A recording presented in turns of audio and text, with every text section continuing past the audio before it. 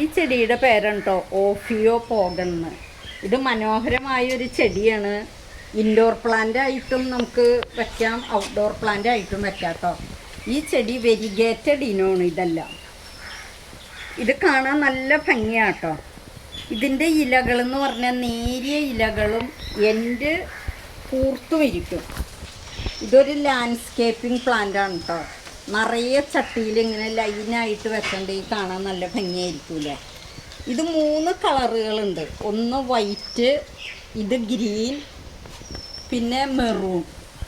ഈ വൈറ്റിൻ്റെ പ്രത്യേകത എന്ന് പറഞ്ഞാൽ സെൻറ്ററിൽ ഗ്രീൻ കളറും സൈഡിലാണ് വൈറ്റ് ലൈനും. ഇത് പുല്ലിൻ്റെ ഇനത്തിൽപ്പെട്ട ചെടിയാട്ടോ.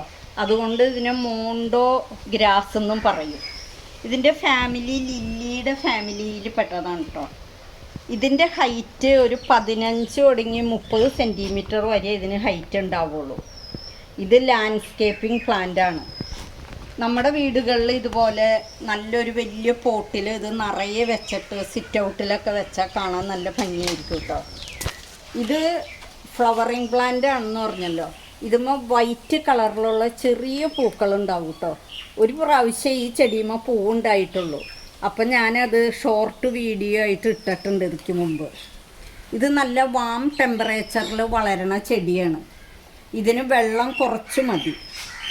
പിന്നെ ഇത് നടുന്നത് ഇതിൻ്റെ മദർ പ്ലാന്റിൽ നിന്ന് നിറയെ തൈക്കൾ വരും. അപ്പോൾ അത് അടർത്തിയെടുത്താണ് നമ്മൾ നടണത്. പിന്നെ ഇതിന് കൊടുക്കുന്ന വളങ്ങൾ എന്ന് പറഞ്ഞാൽ നമുക്ക് ചാണകപ്പൊടി കൊടുക്കാം, NPK 20-20-20 കലക്കി ഒഴിക്കാം, എപ്സം സാൾട്ടൊക്കെ കൊടുക്കാം കേട്ടോ.